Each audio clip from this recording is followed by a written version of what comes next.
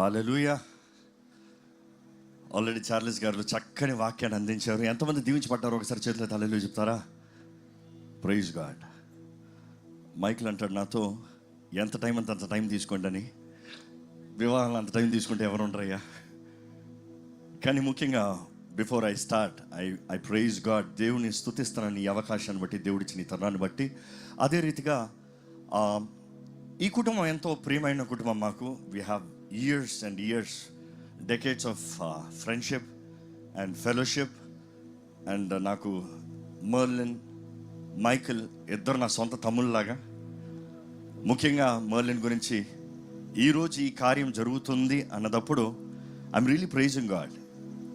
Probably few months back general కలుస్తూ ఉంటారు, నన్ను కలుస్తూ ప్రార్థనకు వచ్చినప్పుడు ప్రార్థన చేస్తూ వేరే భారాలని చెప్తూ ఉన్నాడు. ఆ భారాల మధ్యలో ప్రార్థన చేస్తూ వివాహం గురించి దేవుని ఆత్మ బయలుపరుస్తాం, దాని గురించి ప్రార్థనలో నేరుగా చేస్తాం.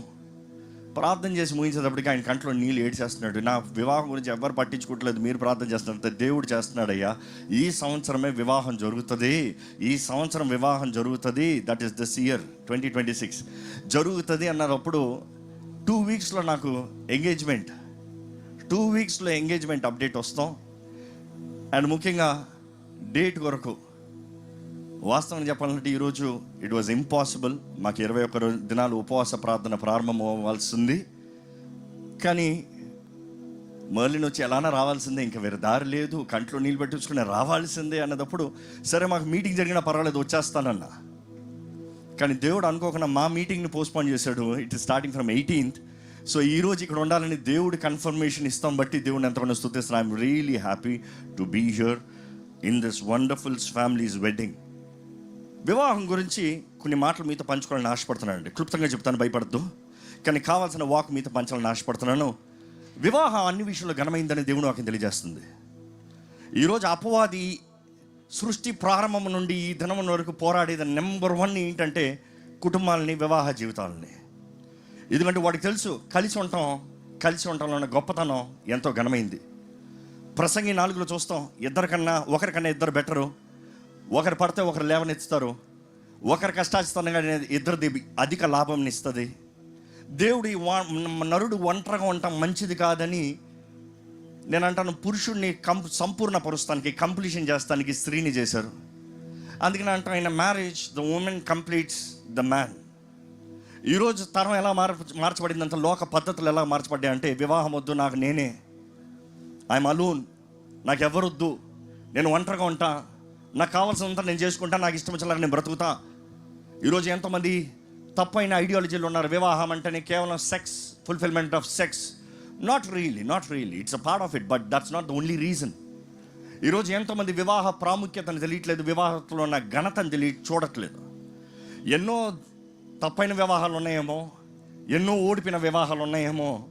కానీ దేవుని బిడ్డగా నేను చెప్పగలుగుతాను, దేవుని సేవకుడిగా ఎన్నో ఘనమైన వివాహాలు కూడా యేసుని ఎరిగిన వారి జీవితంలో ఉన్నాయి.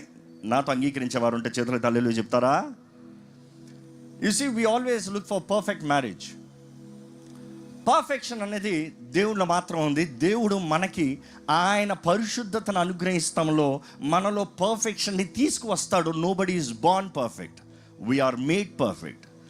మన దేవుడు పరిశుద్ధుడు కాబట్టి మనం కూడా పరిశుద్ధమై ఉండాలన్న మాట మనం చూస్తాము. కానీ ఎవరు యేసును అంగీకరించిన వెంటనే పరిశుద్ధులుగా అంటే వారు స్వభావములో పర్ఫెక్ట్గా, మిస్టర్ పర్ఫెక్ట్గా, మిస్ పర్ఫెక్ట్గా మార్చబడరు. దినదినం ఆయన వాక్యాన్ని ఎదుగుతూ లోక ఆచారాల, లోక పద్ధతులను విడిచిపెట్టి, లోక మార్గాలను విడిచిపెట్టి క్రీస్తు యేసు వాక్కు తగినట్టుగా మన ideology, the power is in ideology. ఈరోజు మనస్తత్వాలు మారుతనే కానీ స్వభావాలు మారో, నీ ఆలోచించే విధానం మారుతనే కానీ నీ జీవిత విధానం మారదు.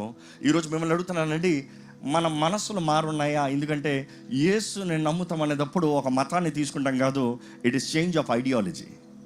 ఎందుకంటే ఈ భూమిలో మనం ఉన్నంత వరకు, ఈ దేహంలో మన ఆత్మ ఉన్నంత వరకు మనల్ని నడిపించేది ఇట్స్ ఆర్ ఐడియాలజీ. అంటే మన మైండ్ కంట్రోల్ చేస్తుంది, విచ్ వి సే సైకలాజికల్ టర్మ్లో మారుతారు సైకి. అది కంట్రోల్ చేస్తుంది నువ్వు ఎలాగ బ్రతుకుతావు, నువ్వు చేసే నిర్ణయాలు ఎలాగ ఉన్నాయని.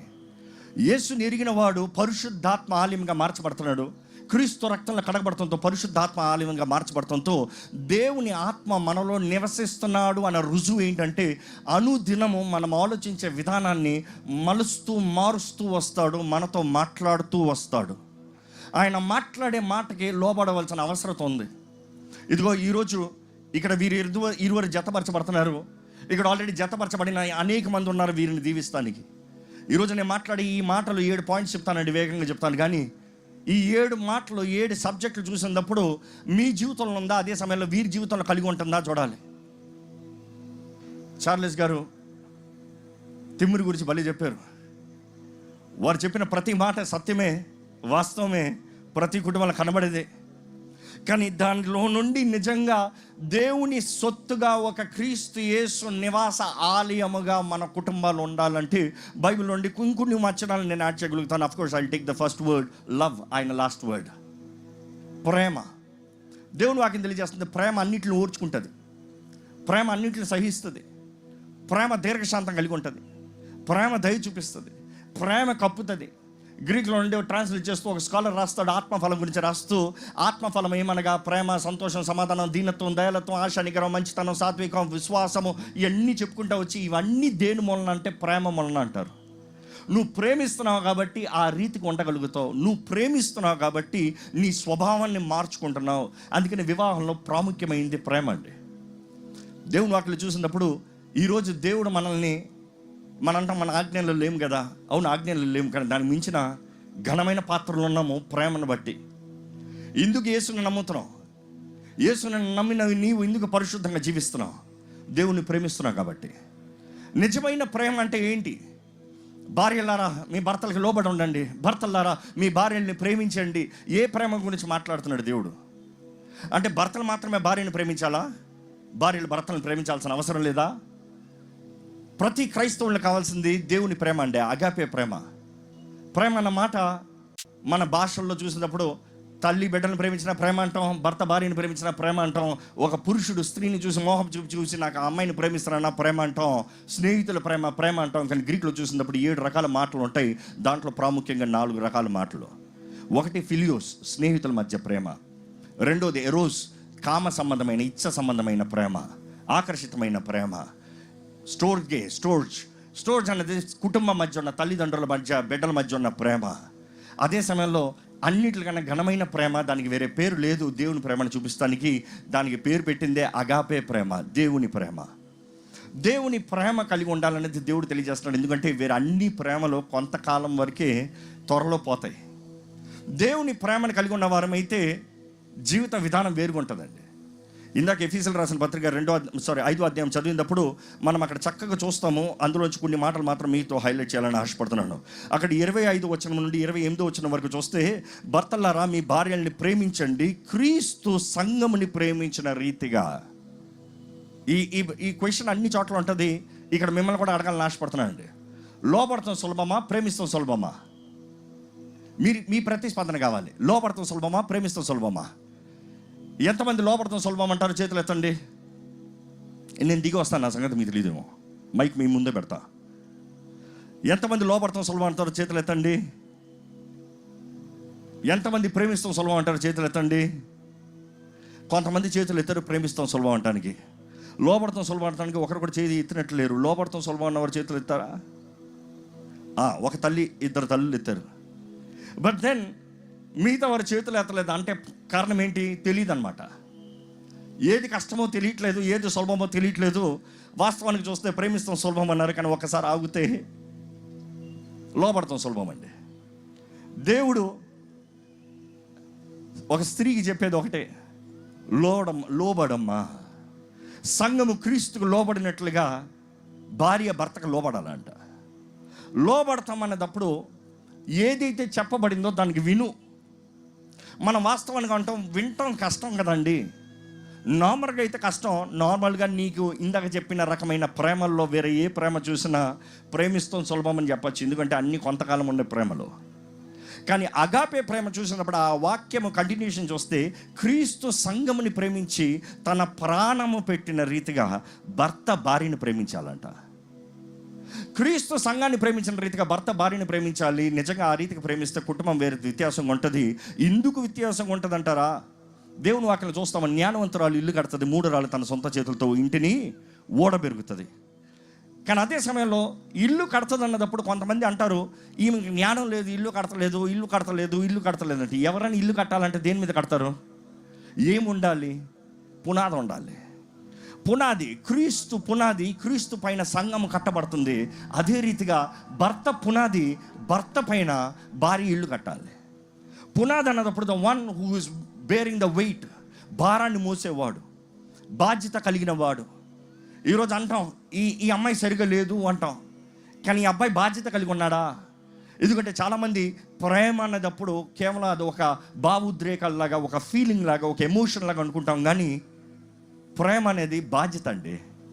బైబిల్లో చూస్తే దేవుడు లోకాన్ని ఎంతో ప్రేమించాడు, తన అద్వితీయ కుమారుని బహుమానంగా ఇచ్చాడంట. ఇష్టంలో కనబరచబడుతుంది ప్రేమ. Love is always expressed. ప్రేమ ఎప్పుడు కనబరచబడేది. కనబరచబడింది ఏది ప్రేమ కాదు. ఎవరైనా నిన్ను ప్రేమిస్తానన్న వారు నీ కొరకు ఏదైనా త్యాగం చేస్తారు, కనీసం నీకు ఏదైనా సహాయం చేస్తారు. నీకేది ఇవ్వని వారు, నీకేది చేయని వారు నిజంగా నిన్ను ప్రేమిస్తానంటే అది ఒట్టి మాటలని నీకే తెలుసు. ప్రేమ ఎప్పుడు కనబరచబడేది?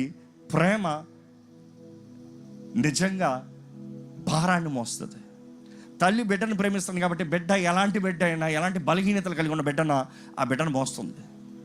భర్త నిజంగా భార్యని ప్రేమిస్తే చాలామంది ఎక్స్పెక్ట్ చేస్తారు, can I have the perfect women, can I have the perfect wife, can I have the perfect husband.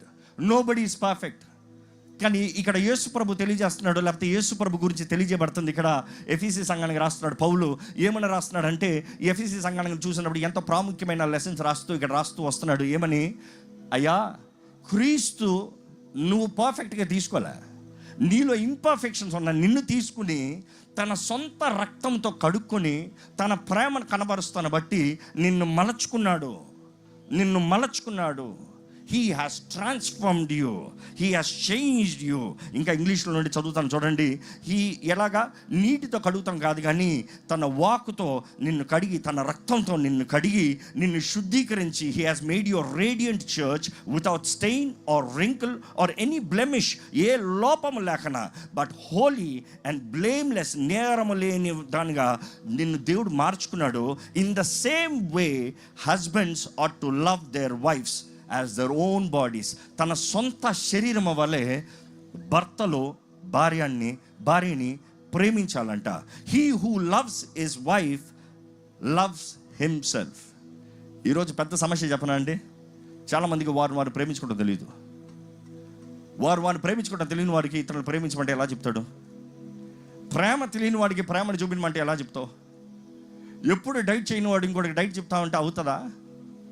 శోధ మాటలు చెప్పొచ్చేమో అనే రియాలిటీ చెప్పగలరా?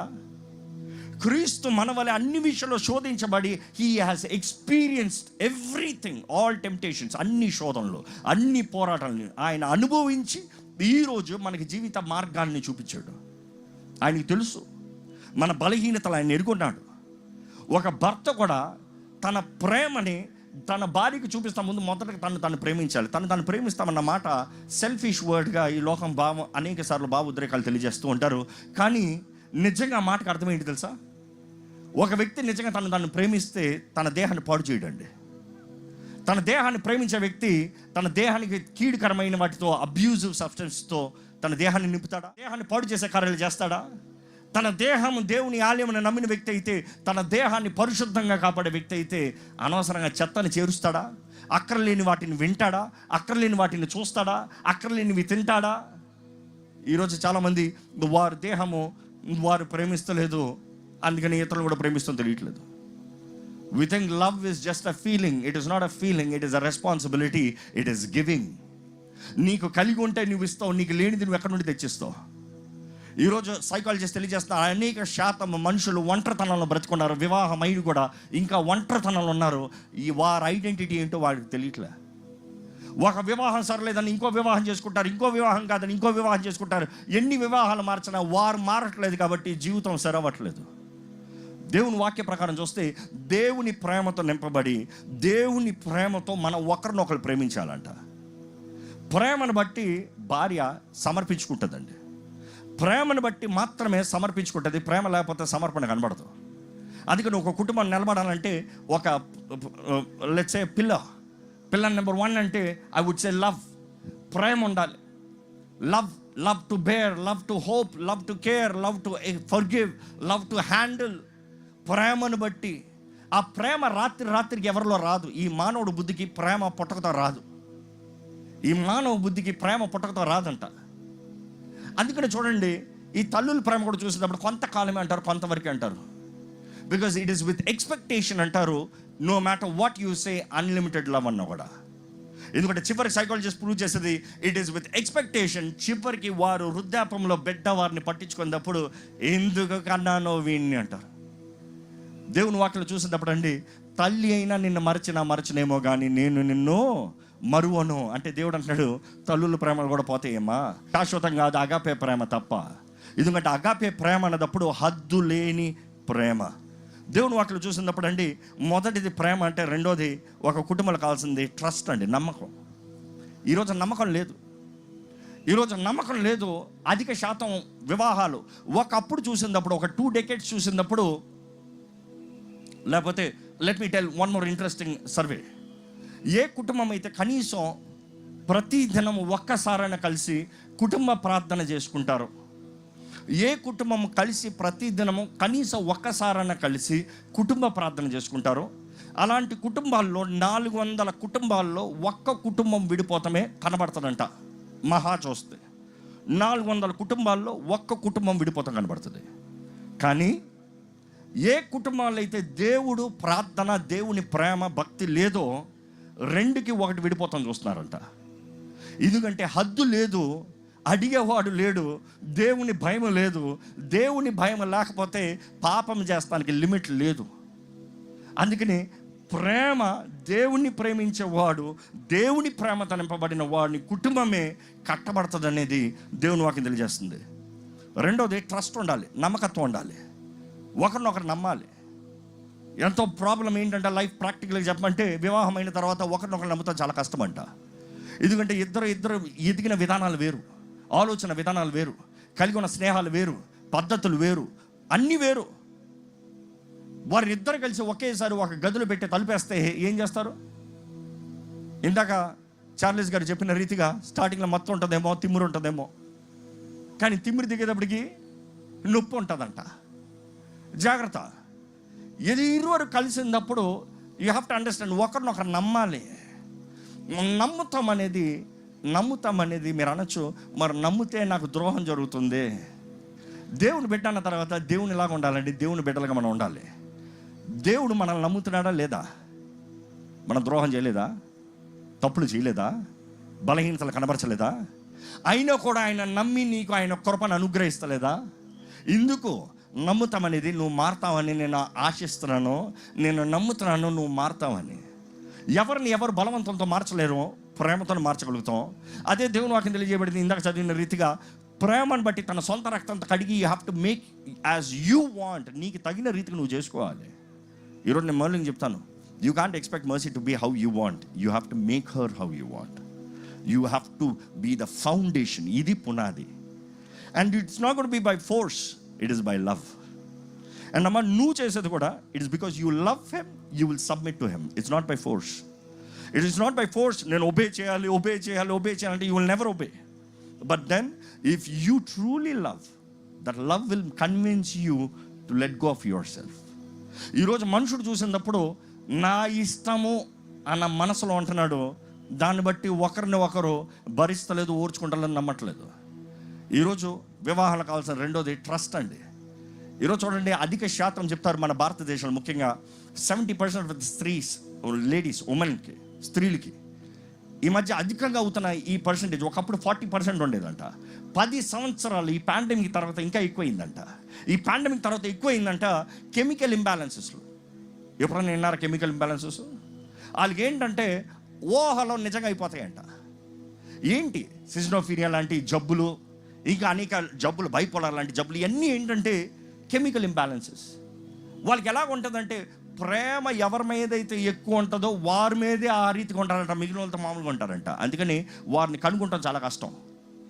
ఇది కావాలని చేస్తున్నారా అనుకుంటారంట. కావాలని కాదు, వారికున్న బలహీనత దేన్ని బట్టి అంటే ఎక్కువ ప్రేమిస్తున్నారు కానీ నమ్మకం లేదు కాబట్టి నా భార్య ఫోన్లో ఎవరు, నా భార్య ఎవరి పక్కన కూర్చుంది, లేకపోతే నా భర్త ఎవరితో మాట్లాడాడు, నా భర్త కలుస్తానన్న ఎవరితో కలుస్తాడు, లేకపోతే ఆ ట్రస్ట్ ఇష్యూస్ని బట్టి వారికి వచ్చే ఊహలో అది ఇమాజినేషన్స్ రియాలిటీ అనుకుని ఈ రియాలిటీగా భావిస్తూ వారికి ఏమైపోతుందంటే ఇంట్లో కుటుంబ సమస్యలు అంట.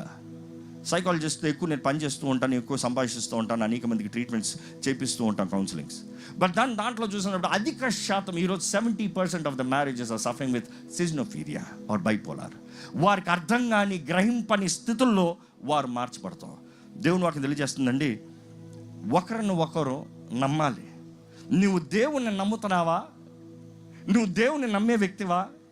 దేవుడు నీకు ఇచ్చిన భర్త, దేవుడు నీకు ఇచ్చిన భార్య, they are no mister perfect or miss perfect, కానీ వారు నీకు సాటి అయిన సహకారి. దేవుని వాటిలో చూసినప్పుడు ఆదాముకి అవ్వని చేసినప్పుడు సాటి అయిన సహకారి చేశాడు అన్నమాట. హీబ్రూలో చూసినప్పుడు నెజర్ కెనెండో అన్నమాట చూస్తాం. నెజర్ కెనెండో అన్న మాటకు అర్థం ఏంటి తెలుసా? ఇట్ ఈస్, మీకు అర్థమయ్యేలా చెప్పాలంటే, నా ఎత్తు కొంచెం ఎక్కువ, నాకు షాపులో ఉన్న బట్టలు చాలు, నాకు కావాలంటే నాకు మెజర్మెంట్ తీసుకుని కొట్టాలి, కానీ నాకు కుట్టింది ఇంకొకరికి పడుతుందా? ఇంకొకరి సైజుకి పట్టకపోదు. నెజర్ కెనెండో అన్న మాట చూస్తే నీకు తగిన, నిన్ను కంప్లీట్ చేస్తున్నా, నీకు ఫిట్ అవుతున్నది దేవుడు చేస్తున్నాడు, నీకు సాటి అయిన సహకారిని దేవుడిచ్చాడు. ఈరోజు చాలామంది వారికి సాటి అయిన సహకారాన్ని వారి సాటి అయిన జరగడం చూడట్లే, పోల్చుకుంటున్నారు. ఆ ఫిట్టింగ్ నాకుంటే నీ సైజు, ఆ సైజు ఈ సైజు వేరుగా, నీకు సాటి అయిన సహకారాన్ని దేవుడు ఇచ్చాడు అన్నప్పుడు నీవు తగిన రీతిగా బ్రతుకుతున్నావా? నీకు తగిన దాన్ని జాగ్రత్తగా చూసుకుంటున్నావా? నాకు వేసిన బట్టను నేను చూసుకోవాలి. కొన్నిసార్లు నా భార్యను చూసి, లేకపోతే తన్ను చూసి నీకు లాంటి భర్త లేకపోతే నీకు లాంటి భార్య అడుగుతారు. నేను అంటాను, వద్దయ్యా, నా భార్యను మేనేజ్ చేసినట్టు నువ్వు చేయలేవు. నువ్వు కాదు, నేను కాదు. I am me, you are your. బయట చూస్తానికి అంతా బాగుంటుందేమో కానీ రియల్ లైఫ్ ఛాలెంజెస్ నాకు తెలుసు. నన్ను హ్యాండిల్ చేస్తానికి ఎంత కష్టమో తనకు తెలుసు. It is not easy. నువ్వు నాలాంటి వాడిని చేసుకున్నావు, ఒకరోజు బ్రతకలేవు. చూసి అదే అంటాం, దేవుడు ఎవరికి వారు సాటి అయిన సహకారాన్ని ఇస్తారంట. ఈరోజు నమ్మాలంటే కుటుంబంలో ముఖ్యమైనది, మూడోది, ఇది చాలా ముఖ్యమైనది, గౌరవం ఉండాలండి. ఈరోజు భార్య భర్తల మధ్య గౌరవం లేదు.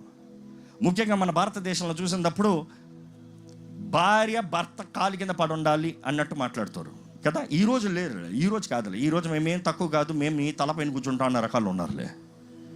కానీ వాక్యం తగినట్టు చూస్తే స్త్రీ కొరకు పురుషుడు చేయబడలే, పురుషుడు కొరకు, చెప్పండి తెలిసిన వారి వాక్యం, స్త్రీ చేయబడింది అని వాక్యం స్పష్టంగా తెలియజేస్తుంది.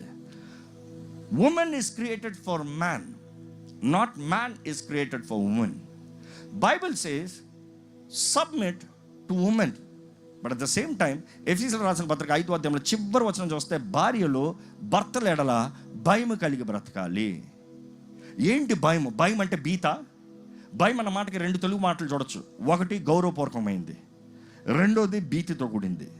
భర్త చంపేస్తాడరా, భర్త తిడతాడరా, భర్త దూషిస్తాడరా అన్నట్టు ఉంటావా, లేకపోతే భర్త ఎడల గౌరవం కలిగి ఉంటావా? ఇక్కడ దేవుని వాక్యం తెలియజేస్తుంది, భార్య భర్త అంటే గౌరవం కలిగి ఉండాలంట. ఈ రోజుల్లో గౌరవం లేని కుటుంబాలు చూస్తున్నాం కాబట్టి భర్త ఉండాల్సిన పొటెన్షియల్లో స్థానంలో ఉండట్లేదని లోకంలోనే నిరూపించబడుతుంది. ఒక పురుషుడు శిరస్సై ఉన్నాడు అన్నప్పుడు he's the commanding, he's the leading, he's the load bearer, he's the guider. భార్య తనని ఫాలో అవ్వాలి, తనతో సహకరించి తన దేవుని వాక్యం, అందుకని ఏది పడతా అది కాదు, దేవుని వాక్యములో ఉన్న కుటుంబాల గురించి మాట్లాడుతున్నాను, దేవుని ఎడల భయభక్తులు కలిగి ఉన్న కుటుంబాల గురించి మాట్లాడుతున్నాను, దేవుణ్ణి ప్రేమించే భర్తల గురించి నేను మాట్లాడుతున్నాను. దేవుణ్ణి ప్రేమించే భర్తకి భార్య లోబడి ఉండాలంట. ఈరోజు చాలా కష్టమైన మాట ఇది. లోబడంటే లోబడను, ఇదిగో లోబడాలి. వాడు నమ్మాలండి, బిడ్డ ఎలాగైతే తండ్రిని తల్లిని గౌరవించే లోబడుతుందో భార్య కూడా భర్తకి ఆ రీతికి ఉండాలంట. పురుషుడు వివాహమైన తర్వాత దేవుని వాక్యం తెలియజేయబడుతుంది, తన తండ్రిని తల్లిని విడచి భార్యని హత్తుకొనును. ఇంకా ఆ స్త్రీకి తల్లి తండ్రి భర్తే. ఈరోజు వివాహాలు చూసినప్పుడు గౌరవం కనబడదు అంటే భార్యను మాత్రం భర్తను గౌరవించాలా? కాదు. బైబిల్ తెలియజేస్తున్న భార్య బలహీనమైన ఘటమని ఎరిగి గౌరవించాలంట. భార్య బలహీనమైన ఘటమని ఎరిగి, పేతురు రాసిన మొదటి పత్రిక 3:7 అక్కడ తెలియజేయబడుతుంది. భార్య బలహీనమైన ఘటమని ఎరిగి గౌరవించు. అంటే బలహీనమైన ఘటం అంటే ఏంటి? నీకు చేత కదమ్మా, నువ్వు బలహీనరాలు అని అర్థమా? గ్రీక్లో ఆ మాటకు అర్థం చూస్తే ఎలా కనబడుతుందంటే she is a weaker vessel but yet a fragile. English word fragile. ఎప్పుడన్నా ఒక స్టీల్ టంబ్లర్లో నీళ్ళు తాగుతాం వేరు, మంచి ఖరీదైన అద్దం టంబ్లర్లో నీళ్ళు తాగుతాం వేరు. స్టీల్ టంబ్లర్లో తాగినప్పుడు గట్టిగా తీసి పడతాం, కానీ అద్దం టంబ్లర్లో తాగినప్పుడు గట్టిగా తీసి కొడతావా? కోపం వచ్చిందనుకో స్టీల్ టంబ్లర్ విసిరి కొడతావు, మరలా తీసుకోవచ్చు. కానీ అద్దం టంబ్లర్ని విసిరి కొడతావు, వస్తుందా మరలా? ఈరోజు చాలామంది కుటుంబాల్లో కూడా హృదయాలు పగిలిపోయి ఉన్నాయి, మనసులు పగిలిపోయి ఉన్నాయి. పేరుకు కుటుంబానికి సమూహానికి భార్య భర్తలుగా పిల్లల కొరకు అలా నిలబడుతున్నారు, కానీ ఒకరు హృదయాలు ఒకరు పగలగొట్టుకుని ఉన్నారు. కానీ దేవుని వాక్యం తెలియజేస్తుంది భార్య బలహీనమైన ఘటమని ఎరిగి. మళ్ళీ I will challenge you today. Imagine someone gifted you on your wedding day 1 lakh rupees fine Swarovski glass. How do you handle it? And someone has gifted you a steel tumbler. How do you handle it? Your wife is fragile. Her emotions are fragile. Her being is fragile. It is not that anything that she is inferior. Know that she is fragile. Be careful in your words.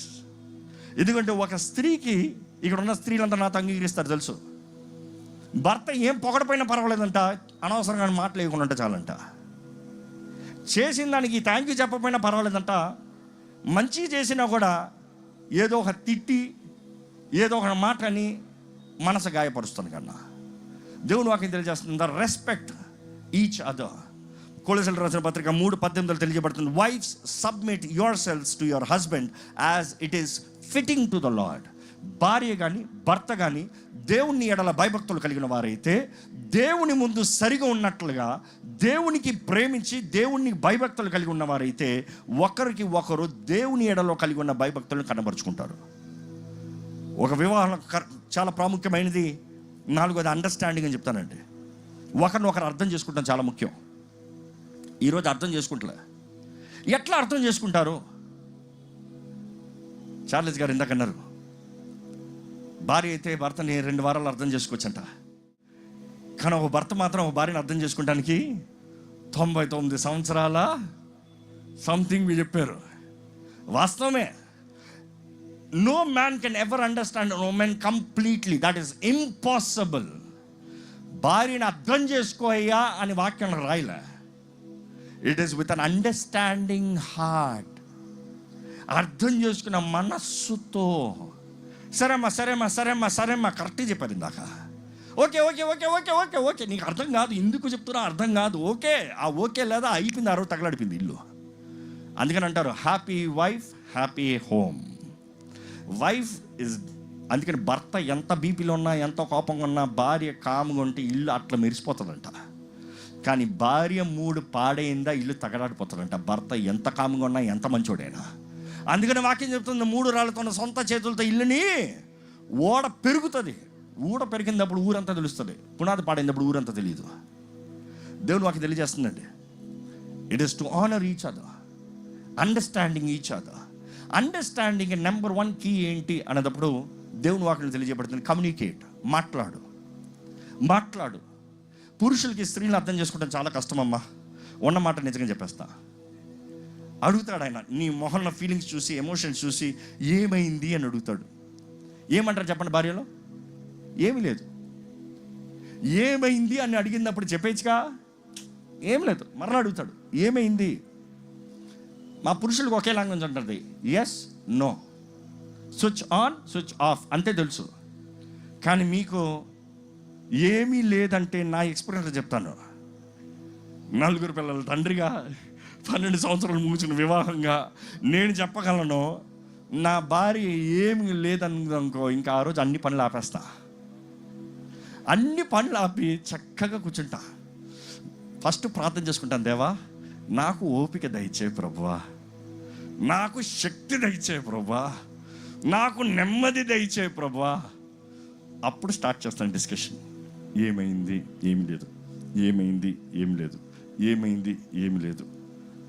ఆ రోజు చెప్తాను, నువ్వు అనుకుంది మాట్లాడతాను లేదు. You got be sensitive.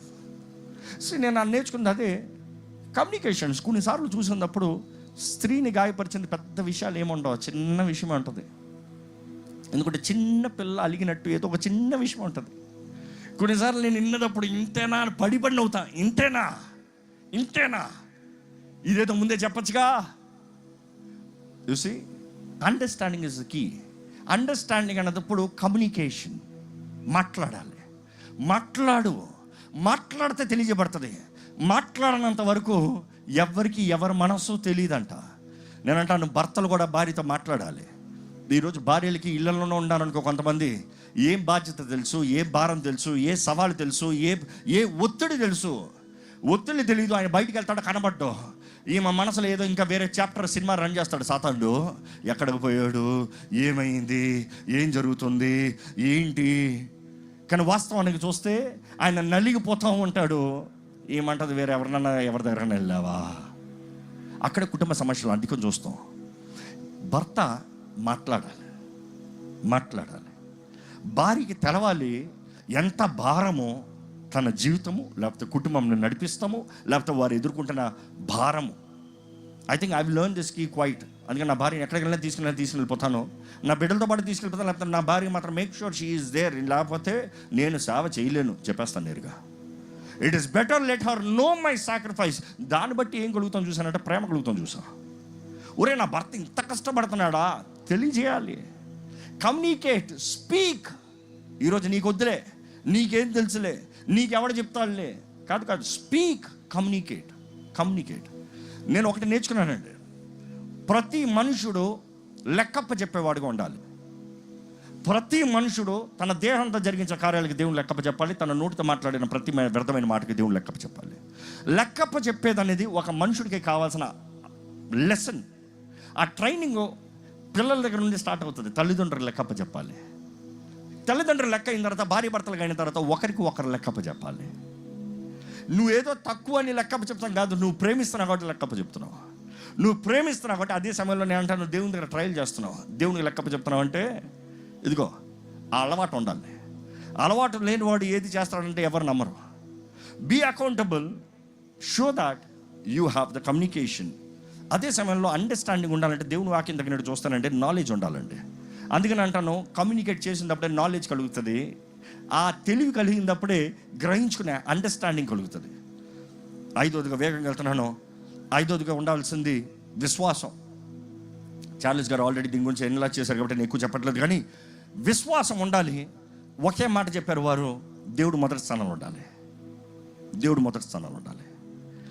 ఇరువురికి దేవుడు అనే విశ్వాసం లేదనుకో కుటుంబాన్ని నిలబడదండి, ఇంపాసిబుల్. అందుకని అంటే ఒక విశ్వాసి అవిశ్వాసితో కలవచ్చా? ఎలాగా? రాత్రి పగలు ఎలా కలుస్తుంది? How is this possible? How can fire and water come together? It is impossible. ఒక ఇద్దరికి ఒక ఐడియాలజీ లేకుండా, ఒక విశ్వాసం లేకుండా ఎలాగ కలిసి బ్రతకగలరు? నేను ఎప్పుడు అంటాను, నా భార్యకి నేనన్నా దేవుడు మొదటి స్థానం ఉండాలి.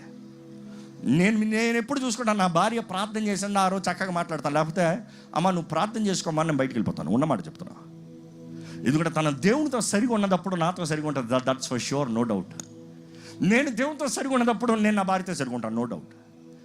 దేవునితో ఒక వ్యక్తి దగ్గరగా ఉండి దేవునిని సేవించే వ్యక్తి అయితే ఒకరిని ఒకరు కరెక్ట్గా ఓర్చుకోగలుగుతారు, కరెక్ట్గా అర్థం చేసుకోగలుగుతారు, కరెక్ట్గా కలిసి బ్రతకగలుగుతారు.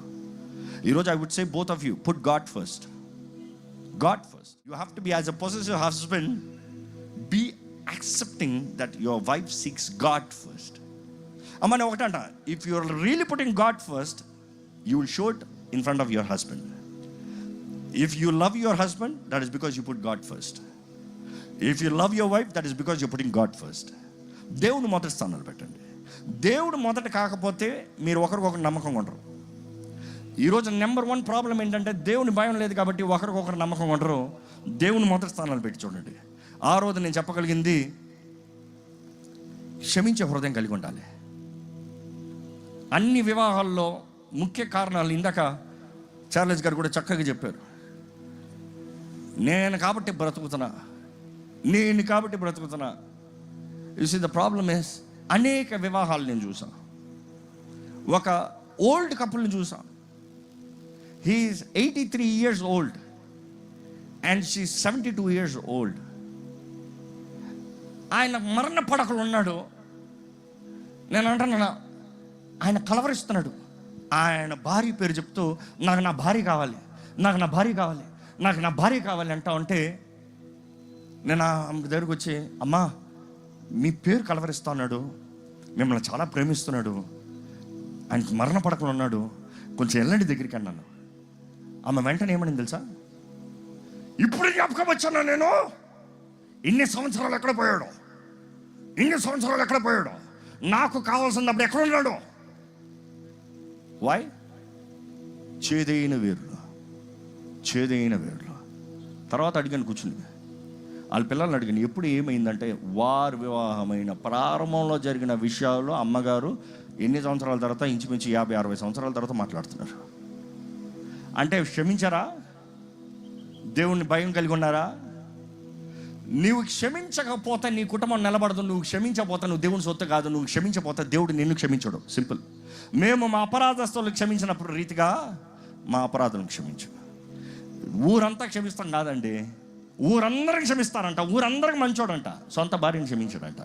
ఆ రోజు నువ్వు అట్లా అన్నావు, ఆ రోజు నువ్వు అందరి ముందు అట్లా అన్నావు, ఆ రోజు ముందు నా పరువు తీసావు, ఆ రోజు ఎప్పుడు అయిపోయింది. ఈ రోజులో ఉన్నావు, కృపలో ఉన్నావు. దేవుడు అవకాశం ఇచ్చాడు నీ కుటుంబాన్ని వర్ధలింపజేస్తానికి, ఫలింపజేస్తానికి, ప్రేమించి కరుణించి దేవుడు తన కార్యం జరిగించాలని ఆశతో ఉన్నాడు. ఈరోజు చాలామంది క్షమించరాని మనస్సుతో డిస్టెన్స్, కుటుంబాలు వేరైపోతుంది. ఎవరిని గాయపరచలేరు అని చెప్పలేము.